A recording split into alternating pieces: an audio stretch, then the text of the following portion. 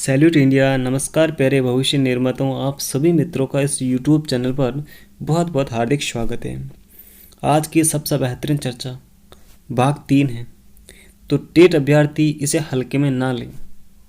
मौखिक कार्य क्या होता है, लिखित कार्य क्या होता है, अभ्यास कार्य क्या होता है, गृह कार्य क्या होता है, इनके सूक्ष्म सिद्धांत होते हैं, छोटी छोटी इनकी अवधारणाएं होती है और इनके बारीक अंतर को समझना हमारे लिए बहुत ही आवश्यक हो जाता है। इसके बारे में मैंने क्वेश्चन अपलोड किए थे अपने फेसबुक पेज पर, तो उस पर जो बच्चों का प्रदर्शन आया था वो थोड़ा ख़राब था। तो फिर सोचा क्यों ना मौखिक कार्य, लिखित कार्य, अभ्यास कार्य और गृह कार्य पर बहुत ही बेहतरीन वीडियो बना दिया जाए। ठीक है, तो बिल्कुल सलीके से बैठिएगा और साथियों, अगर आप इस वीडियो को अंत तक देखते हैं तो वादा है, गारंटी है, इससे संबंधित अगर आपका कोई क्वेश्चन एग्जाम में आता है तो बिल्कुल बिंदास तरीके से आप उसे राइट करके ही आएंगे। ठीक है, देखो ये क्वेश्चन मैंने अपलोड किया था अपने फेसबुक पेज पे, तो वहाँ पर मुझे प्रदर्शन थोड़ा सा लो मिला, तो फिर मैंने सोचा बहुत ही बेहतरीन वीडियो बन जाए।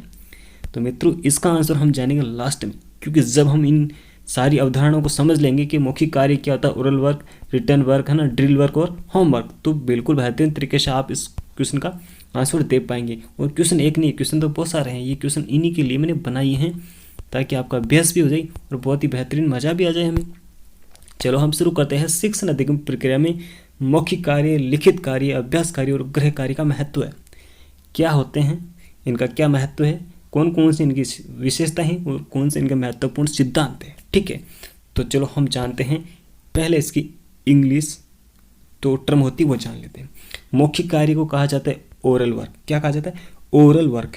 अगर आप ओरल वर्क को याद नहीं करते हैं तो आपके लिए थोड़ी दिक्कत हो सकती है। मान लीजिए मौखिक कार्य की जगह नाम आ गए ओरल वर्क, तो फिर आप थोड़ा ऐसा महसूस करोगे ना, तो थोड़ा याद कर लीजिए, कोई ज़्यादा डिफिकल्ट चीज़ नहीं है।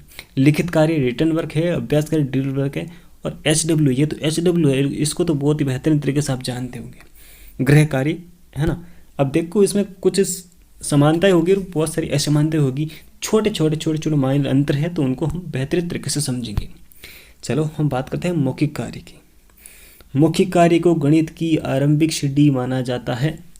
तो मौखिक कार्य को गणित की आरंभिक सीढ़ी क्यों माना जाता है मित्रों? क्योंकि अगर बच्चे को हमें मैथ सिखानी है तो उससे पहले उसके कुछ संक्रियाएं मतलब याद करने उससे ज़रूरी होती है। जैसे कि उसको गणित मतलब गिनती आनी ज़रूरी है, उसको कुछ पहाड़े आने ज़रूरी है। ठीक है, तो ऐसी चीज़ें, मान लीजिए अगर कोई 10वीं क्लास का कोई बच्चा है, वो बोले मुझे 10 का पहाड़ा याद नहीं है, मुझे तो 9 का पहाड़ा याद नहीं है, मुझे 20 का पहाड़ा याद नहीं है, तो वहाँ पर कुछ थोड़ी बात गड़बड़ से बन जाती है। इसलिए कहा जाता है कि जो मौखिक कार्य होता है वो गणित की आरंभिक सीढ़ी माना जाता है। ये क्वेश्चन आपका यहाँ से राइट हो रहा है, बिल्कुल अच्छा हो रहा है। यह यांत्रिक कुशलताओं को विकसित करने में सर्वाधिक महत्वपूर्ण है। यांत्रिक कुशलता कैसे? यंत्रवत कार्य कौन करता है? मशीन करती है, बिल्कुल सही रूप से कार्य करती है। तो हम बच्चों को मशीन रूप से कार्य नहीं करवाना चाहते, बट उनके कार्यों में हम कुशलता लाना चाहते हैं कि कोई भी अगर समस्या आ जाए तो उसको बहुत ही बेहतरीन तरीके से कम समय में और सरल तरीके से सोल्व कर सके बच्चे, ऐसी योग्यता बच्चों में हो जाए। तो मौखिक कार्य जब बच्चों को गणित के कुछ मान है, संक्रिय है ना, उसके सिद्धांत है, उसके प्रेमी है, उसके सूत्र हैं, है ना, अगर वो बेहतरीन तरीके से याद होंगे तो उनको फटाफट से लागू कर देगा अपने समस्या में, उसका समाधान निकल जाएगा, मतलब प्रश्न में लागू करके उसका हल निकाल लेगा। तो ये बहुत ही बेहतरीन चीज़ हुई ना। ओके, अब बात करते हैं मौखिक कार्य के अंतर्गत गणित विषय से जुड़े विभिन्न मानों, संक्रियों, सूत्रों, सिद्धांतों, परिभाषाओं को स्मरण शक्ति द्वारा तत्काल याद उठाकर प्रयोग में लिया जा सकता है। आपको कोई चीज़ याद है तो आप फटाफट से उसका प्रयोग कर लेंगे, अपने फॉर्मूला आपका प्रयोग कर लेंगे आप उस उत्तर में, उस हल निकालने की प्रक्रिया में। ठीक है, तो ये बात आपकी कंप्लीट हुई। हम देखते हैं मौखिक कार्य की विशेषताएं कौन कौन सी है। देखो, स्मरण शक्ति का विकास होता है, बिल्कुल होता है। एकाग्रचित्ता बढ़ती है, बिल्कुल बढ़ती है। जब आपको फॉर्मूला याद होगा तो आप किसी जो प्रश्न है आपके सामने उसको फटाफट से हल कर पाएंगे, तो आपकी एकाग्रचित्ता उस प्रश्न में बनी रहेगी और बच्चे का ध्यान है वो उसी के इर्द गिर्द ही रहेगा। ठीक है, भटकेगा नहीं। अब बात करते हैं हम सेकंड नंबर की, और यह है गणित की गणनाएं तीव्र गति से होती है। अब देखो, अगर बच्चे को वास्तव में उसके जो नियम है वो पूरे याद हैं तो इसका मतलब क्या हुआ? बिल्कुल उसकी जो गणना है वो तीव्र गति से हो जाएगी। बच्चे को जब पहाड़ याद है तो फटाफट से वो आंसर दे देगा, है ना, कि 4 × 5 20, 6 × 5 30, है ना, 7 × 8 56, फटाफट से क्या कर देगा, तीव्र गति से उस गणनाओं को हल कर देगा। अगर वो उसको याद नहीं है तो थोड़ी बहुत दिक्कत आएगी जरूर, ठीक है। फलस्वरूप समस्या का हल शीघ्र निकल जाता है, बिल्कुल हल शीघ्र निकल जाता है। और पाठ्यक्रम की पुनरावृत्ति कराने में मौखिक कार्य का विशेष महत्व होता है। अब देखो, जब एक बार तो पाठ्यक्रम मतलब कैसे ही करके कंप्लीट हुआ है और भी अगर कोई चीज़ें याद नहीं है बच्चे को, तो वहाँ पर पुनरावृत्ति करना थोड़ा कठिन हो सकता है। तो मौखिक कार्य अगर बच्चे का सही रूप से संचालित हो रखा है पहले से, तो जो पुनरावृत्ति कार्य वो भी बहुत ही बेहतरीन तरीके से और शीघ्र हो जाएगा, ठीक है। हम देखते हैं रिटर्न वर्क। देखो, लिखित कार्य, अब आप सभी जानते हैं कि लिखित कार्य में तो क्या है, पेपर पेंसिल का प्रयोग करना मतलब लिखना है। तो लिखना तो अभ्यास कार्य में भी है और लिखना तो गृह कार्य में है, बट इनमें अंतर क्या है वो हम देख लेते हैं, ठीक है। अब देखो, जो मौखिक कार्य से भिन्न ऐसा गणितीय कार्य जो कक्षीय अधिगम प्रक्रिया में पेपर पेंसिल के माध्यम से करवाया जाता है। जैसे कि अध्यापक जी क्या करेंगे, ब्लैक बोर्ड पे कुछ लिखेंगे और बच्चे उसको उतार लेंगे, ठीक है, पेपर पेंसिल का प्रयोग कर रहे हैं। तो इसमें क्या हुआ, ये लिखित कार्य क्या है, ये एक प्रकार का लिखित कार्य है। अध्यापक का देखा हुआ हूबहू उसको उतार लेता है, ये लिखित कार्य। अब और भी लिखित कार्य हो सकते हैं बट वो अलग, उनके मायने अलग है। जैसे गृह कार्य वो भी लिखित कार्य, अभ्यास कार्य वो भी लिखित कार्य है, बट वो अलग क्यों है वो हम जानेंगे बहुत ही बेहतरीन तरीके से, ठीक है। गणित की अधिगम प्रक्रिया में लिखित कार्य का निम्न महत्व है। तो क्या महत्व है जान लेते हैं। अधिगम दिशा का निर्धारण करता है लिखित कार्य, बिल्कुल अधिगम दिशा का निर्धारण करता है लिखित कार्य, कि आज हमने ये चीज़ पढ़ी है, कल हमें यहाँ से शुरू करना है, ठीक है। तो उसका एक अभिलेख रहता है, क्या रहता है, किए गए कार्यों का हमें जो लिखित अभिलेख होता है वो भी लिखित कार्यों से ही प्राप्त होता है, ठीक है, कि हमने क्या क्या चीज़ें पढ़ी हैं और बच्चे को कितना सार्थक अधिगम हो पाया है, वास्तव में बच्चे ने चीज़ सीखी है या फिर नहीं सीखी है। तो इससे और क्या होता है, इससे गणितीय त्रुटियों का सही रूप से पता भी चलता है। कैसे, मान लीजिए आपने किसी बच्चे को दे दिया कि भाई आपको पता करना है कि 16/64 कितने होते हैं, ठीक है, और बच्चे ने आपको फटाफट से आंसर दे दिया बिना दिखाई बिना लिखाई, आपको 1/4, ठीक है। तो बिल्कुल आप तो राजी हो गए कि बच्चे ने जल्दी आंसर दे दिया। बट जब आप इसी को बच्चे से कहेंगे कि इसको लिखकर मुझे बताओ कि आपने आंसर कैसे निकाला, तो फिर बच्चा जब आंसर निकालेगा तो आपके सामने इस प्रकार से निकाले कि 16/64, 6 से 6 कट हो गई और 1/4 आ गया आंसर। वैसे भी आ रहे हैं और ऐसे भी आ गई, तो फिर आप सोचोगे ये तो चीज़ गलत हो रही है। तो इसका मतलब क्या हो, बच्चे की त्रुटि आपके पकड़ में आई। इसी प्रकार से आप ये समझो कि 19/95 बच्चे ने बोलकर तो आंसर बता दिया कि 1/5 आएंगे, ठीक है, बट जब वो कार्य करके लाएगा तो 9 से 9 काट देगा और 1/5, तो फिर आप बोलोगे अरे यार ये तो गलत हो रहा है मैटर। मतलब बच्चे ने कहीं कहीं जो अधिगम तो किया है, हाँ, उसको कार्य उसका पूरा सार्थक अधिगम नहीं हो पाया है, ठीक है। तो ये उसकी त्रुटि पकड़ में आ गई लिखित कार्य से, ठीक है। तो फिर आप इसको दूर कर देंगे। ओके, निदान तो कर लिया आपने, उपचार आप कर देंगे। अब क्या होता है, औसत और पिछले जो बालक होते हैं उनके लिए श्रेष्ठ साधन होता है कौन, जो हमारा लिखित कार्य है वो। क्योंकि पिछले बालक होते हैं, जो औसत बालक होते हैं, उनकी जो स्मरण शक्ति है वो थोड़ी जो प्रतिभाशाली बच्चे हैं उनसे कम होती है। मतलब उनको जल्दी से किसी संपत्ति को पकड़ नहीं पाते हैं, है ना, किसी चीज़ को याद नहीं कर पाते हैं, किसी का अवबोध नहीं कर पाते हैं। तो इसका मतलब क्या हुआ, उनके सामने हम जो हमारी विषय वस्तु उसको लिख देंगे ना, तो फिर उसका बार बार दोहरान करेंगे तो उनको जहन में स्थायित्व ग्रहण कर लेगी वो जो विषय वस्तु होगी, ठीक है। अब बात करते हैं अभ्यास कार्य की, यानी ड्रिल वर्क। अभ्यास कार्य का गणित शिक्षण में विशिष्ट महत्व होता है। क्या होता है, विशिष्ट महत्व होता है। बिल्कुल, गणित में ही विशिष्ट महत्व क्यों होता है, क्योंकि गणित की जो संक्रिया है, गणित के जो क्वेश्चन हैं, गणित की जो क्रियाएं हैं, गणित की जो अवधारणा है, प्रेम है ना, उनको अगर बच्चा बार बार हल करेगा तब भी वो उसके जहन में स्थायित्व ग्रहण करेंगे। कहने का मतलब उन अवधारणाओं को अगर प्रैक्टिस से बच्चा करेगा, है ना, तब भी वो परफेक्ट बन पाएगा। ओके, तो आपने देखा होगा कि गणित में अगर अभ्यास नहीं किया जाए तो वो चीज़ें बिल्कुल हमारे मस्तिष्क से ओझल होती चली जाती है। तो गणित में अभ्यास बहुत जरूरी है, तो विशिष्ट महत्व होता है गणित में इसमें जो अभ्यास कार्य का, ठीक है। अब कक्षा में जिस संपत्ति या फिर विषय वस्तु का अधिगम कराया गया हो उसी विषय वस्तु पर आधारित कुछ समस्याएं कक्षा में इस कार्य के माध्यम से हल करवाई जाती है। बिल्कुल मित्रों, कि मान लीजिए कोई अध्यापक है और उसने वर्ग के बारे में बच्चों को बताया, सॉरी ये तो आयत बन गया, चलो हम बना देते हैं वर्ग। इस वर्ग के बारे में बच्चों को बताया, ठीक है, ओके। और इसी वर्ग से संबंधित बच्चों को और कुछ क्वेश्चन देवे कक्षा में ही करने को, मतलब बच्चे कक्षा में बैठे और उनसे करने को ये कोई क्वेश्चन देवे और बच्चे उसको हल करेंगे, ठीक है। तो वो है अभ्यास। क्या है वो? अभ्यास है। और अगर इसी कार्य को बच्चों को घर पर करने के लिए दे दिया जाए तो वो गृह कार्य बन जाता है, ठीक है। तो इसमें विशेष ध्यान रखा जाए कि जिस प्रकरण से कार्य हुआ है उसी से संबंधित कुछ समस्या बच्चों को देवें और वो कक्ष में ही हल करवाई जाए। कहाँ पर? कक्ष में ही हल करवाई जाए, तभी वो क्या हो जाएगी? अभ्यास कार्य माना जाएगा, ठीक है। तो देखते हैं अभ्यास कार्य से क्या क्या होता है, इसकी विशेष महत्व क्या क्या है। बच्चे जो बालक होता है उसका आत्मविश्वास में वृद्धि होती है, क्योंकि जब किसी कार्य का अभ्यास किया जाता है और वो अभ्यास हमारा सार्थक होता जाता है तो आत्मविश्वास बढ़ता है। जैसे आपने बचपन में ये फील की होगी चीज़ें, आपने किशोर अवस्था में, कि मेरे एक क्वेश्चन से होगा, ये भी से होगा, ये भी से होगा, तो फिर आपकी जो अधिगम दर है वो बढ़ती चली जाती है ना। गणित में अक्सर ऐसा होता ही है ना, कि अगर शुरुआती 5-6 क्वेश्चन अगर सही हो रहे हैं तो बिल्कुल आपका आत्मविश्वास में वृद्धि हो जाएगी और आप हर एक क्वेश्चन को बहुत ही बेहतरीन तरीके से कर पाएंगे, क्योंकि आपकी एनर्जी और ज़्यादा आ जाती है इसमें, ठीक है। तो आत्मविश्वास में वृद्धि हो जाती है बच्चों। और बालक की संबंधित विषय वस्तु या प्रकरण में दक्षता प्राप्त करने में सहायक हो जाती है। अब किसी विषय वस्तु है या फिर कोई प्रकरण है, उसका अगर बच्चा बार बार अभ्यास करेगा, क्या करेगा? अभ्यास करेगा, तो उसमें बच्चे की दक्षता यानी कुशलता हासिल कर लेगा। बच्चा उस कार्य को बहुत ही बेहतरीन तरीके से और कम समय में और सरलता से कर लेगा, ठीक है। तो दक्षता विकसित हो गई। अब बालक विषय के प्रति सकारात्मक दृष्टिकोण बना पाएगा।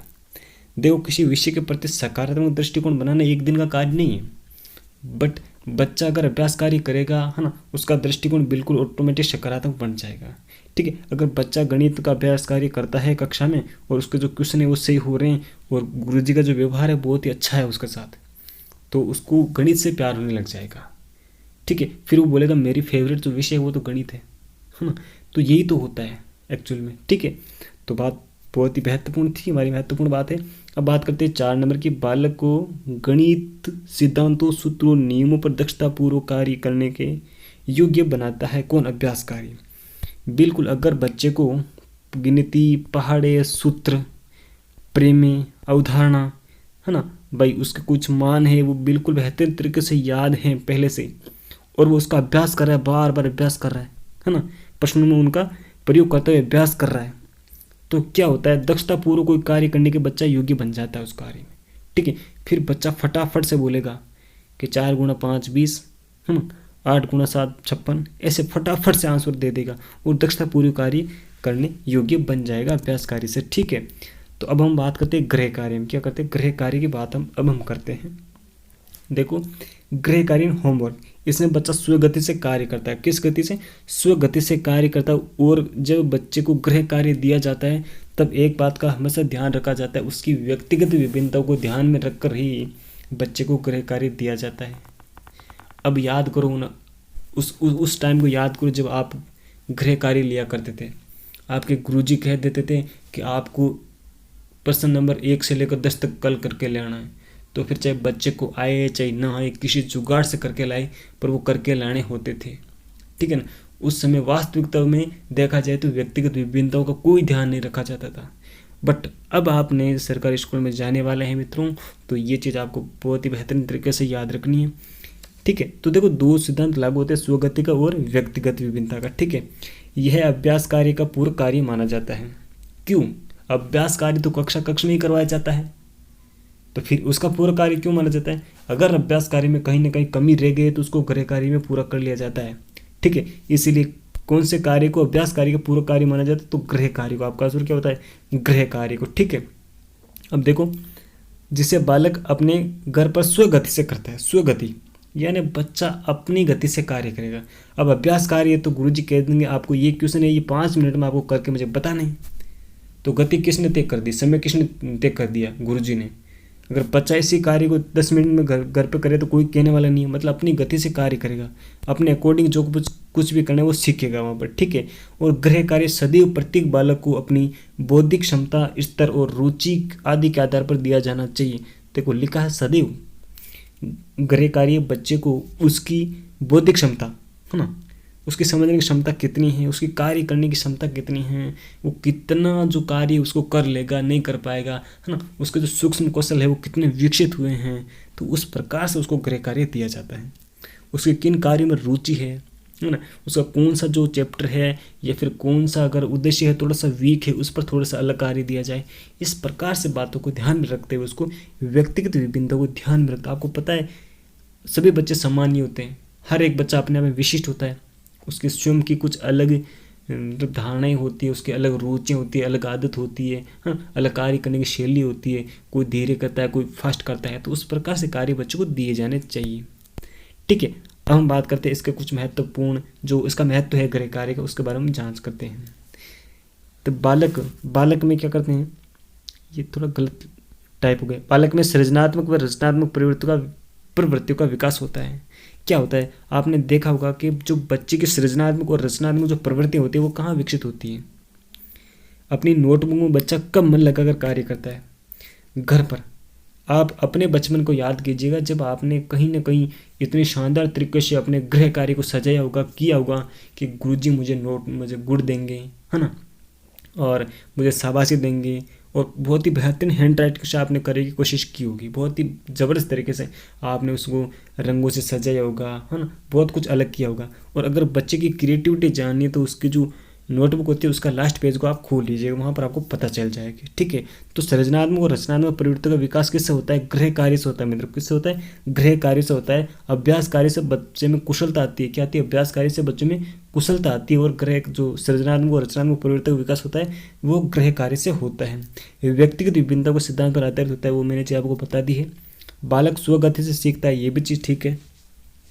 खाली समय का सदुपयोग किस में करता है, गृह कार्य में करता है। किसमें, गृह कार्य में बच्चा खाली समय और सदुपयोग और अवकाश का सदुपयोग करता है। ठीक है, और देखो हम कुछ चीज़ें और जान लेते हैं। ये चीज़ शायद रिपीट हो रही है कुछ, है ना, क्या हो रही, रिपीट हो रही है, बिल्कुल रिपीट हो। चलो, अभ्यास कार्य का पूरक माना जाता है किसे, अभ्यास कार्य का पूरक किसे माना जाता है, गृह कार्य को। ठीक है, अर्थात कक्षीय प्रक्रिया में किए गए अभ्यास कार्य में किसी प्रकार की कमी रहने पर उसे गृह कार्य के माध्यम से पूरा किया जाता है।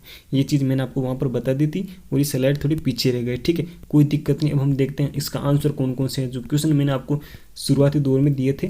ठीक है, ये क्वेश्चन मैंने कल अपने फेसबुक पेज पर अपलोड किया था मित्रों। तो इसका जो आंसर आया था वो आया था सी। क्या आया था, सी आया था।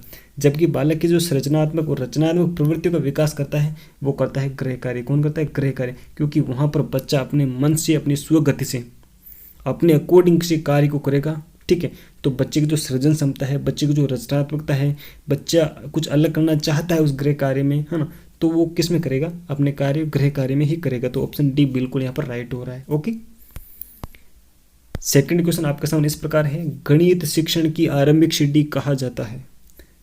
किसे कहा जाता है, मौखिक कार्य कहा जाता है, लिखित कार्य कहा जाता है, अभ्यास कार्य कहा जाता है, फिर उपरोक्त सभी को कहा जाता है। मैंने आपको कहा है गणित शिक्षण की आरंभिक सीढ़ी कहा जाता है मौखिक कार्य। किसको, मौखिक कार्य को कहा जाता है। तो ए ऑप्शन आपका बिल्कुल राइट है। कौन सा, ए ऑप्शन आपका बिल्कुल राइट है मित्रों। ठीक है, चलो हम बात करते हैं अगले क्वेश्चन। अगला क्वेश्चन आपके सामने इस प्रकार है, बहुत ही महत्वपूर्ण क्वेश्चन है मित्रों। बालक की त्रुटि का वास्तविक रूप से पता चलता है कब, क्या लिखित मौखिक कार्य से पता चलता है, क्या लिखित कार्य से पता चलता है, गृह कार्य से पता चलता है, फिर उपरोक्त सभी से पता चलता है। देखो, त्रुटि को पता लगाने के लिए बच्चे को लिखित कार्य दिए जाते हैं। क्या दिए जाते हैं, लिखित कार्य दिए जाते हैं। मैंने आपको एक एग्जांपल बताया था। ठीक है, कि 16/64 हम बच्चे से सोल्व कराएंगे तो अगर बच्चा बोल दे कि 1/4 आता है तो हम तो राजी हो जाएंगे, बच्चे ने आंसर बता दिया। जब इस कार्य को हम लिखित रूप से करवाएंगे तो बच्चा अगर 6 से 6 काट के 1/4 आंसर दे देता है तो फिर बच्चे की त्रुटि यहाँ पर पकड़ी गई। ठीक है, क्योंकि वो समान ये इसको काट रहा है और 1/4 लिख देता है, तो ये आंसर हमें राइट लग रहा है, राइट तो है, बट ये यहाँ पर जो गड़बड़ की है वो उसको ने पकड़ लिया, वास्तविक रूप से उसका पता चल गया। ठीक है, तो लिखित कार्य से, किससे, लिखित कार्य से। तो ऑप्शन बी आपका बिल्कुल राइट हो रहा है मित्रों। ओके, अब देखिए ये क्वेश्चन क्या बोल रहा है कि बालक में आत्मविश्वास वे विषय के प्रति सकारात्मक दृष्टिकोण विकसित करने में सहायक हैं। बच्चे को आत्मविश्वास कब आएगा, जब उसके द्वारा किए गए कार्य की प्रशंसा हो, किया गया कार्य सही हो, है ना, और उसको कुछ साथ मिले कि हाँ तुम्हारा कार्य सही है, तुमने सही किया है, तब उसका आत्मविश्वास बढ़ेगा कि हाँ मैंने जो कुछ किया वो सही है। और विषय के प्रति सकारात्मकता, है ना, कि विषय के प्रति नकारात्मकता होती है। कोई मास्टर बोल देते हैं अरे ये तेरे से नहीं हो पाएगा, ये गणित है, गणित तू नहीं पढ़ पाएगा, इस विज्ञान को तू कहाँ समझ पाएगा, भाई ये हिंदी है, हर किसी के बस की बात नहीं है। हिंदी में बिंदी की गड़बड़ी हो जाती है, तो ऐसे जो वर्ड यूज कर लेते हैं बच्चों के सामने, तो उसमें नकारात्मक या नेगेटिविटी बच्चों में फैला देती है। तो बच्चों को विषय के प्रति सकारात्मक दृष्टिकोण विकसित करता है, तो वो करता है हमारा अभ्यास कार्य। कौन सा अभ्यास कार्य? हमारा आंसर राइट हो जाएगा ऑप्शन सी। ठीक है, अगला क्वेश्चन आपके सामने इस प्रकार है, अभ्यास कार्य का पूरक कार्य माना जाता है। अभ्यास कार्य का पूरक कार्य माना जाता है। मान लीजिए अभ्यास कार्य आप कहाँ करते हैं? कक्षा कक्ष में। कहाँ करते हैं? कक्षा कक्ष में। तो अगर कुछ कार्य अधूरा रह गया, ये कार्य आपने कक्षा कक्ष में कर लिया, और ये कार्य अगर अधूरा रह गया, तो इस कार्य को आप कहाँ करेंगे? गृह कार्य में। कहाँ करेंगे? गृह कार्य में करेंगे, तो पूरा कार्य हो गया ना अपना कंप्लीट। तो इसीलिए अभ्यास कार्य का पूरा कार्य माना जाता है गृह कार्य को। ठीक है, ऑप्शन सी आपका बिल्कुल राइट है मित्रों। ठीक है, कैसा लग रहा है सेशन? प्लीज़ कमेंट करें, और जो साथी फेसबुक लाइव देख रहे हैं वो तो रिप्लाई देते रहे मित्रों। व्यक्तिगत विभिन्नताओं पर आधारित कार्य होता है। ठीक है, बच्चे की हर एक आयाम को ध्यान रखते हुए कि उसकी रुचि किस में है, ठीक है, उसका मानसिक स्तर कितना है, उसकी बौद्धिक क्षमता कितनी है, हर प्रकार से जानते हुए उसको कौन सा कार्य दिया जाता है, क्या मौखिक कार्य, लिखित कार्य, गृह कार्य, फिर उपरोक्त सभी। तो ऑप्शन सी मित्रों बिल्कुल राइट है। गृह कार्य में ये सिद्धांत लागू होता है व्यक्तिगत विभिन्नताओं का, और स्वगति का सिद्धांत भी किस में होता है? गृह कार्य में ही लागू होता है। ये देख लो, स्वगति से सीखने का सिद्धांत लागू होता है, तो किस में लागू होता है? अभी अभी आपको मैंने बताया है। तो मौखिक कार्य में होता है, लिखित कार्य में होता है, गृह कार्य में होता है, फिर अभ्यास कार्य में। तो ऑप्शन सी बिल्कुल राइट है मित्रों का। कौन सा? ऑप्शन सी बिल्कुल राइट है आपका। ठीक है, ओके। तो आई थिंक बहुत ही बेहतरीन हमारी चर्चा कंप्लीट हुई है। तो आपका एक कर्तव्य बनता है कि वीडियो को शेयर जरूर करें अपने मित्रों के साथ, और इस चैनल को सब्सक्राइब करें, वीडियो लाइक करें। ठीक है, thank you for watching this video. Salute India, salute. Okay.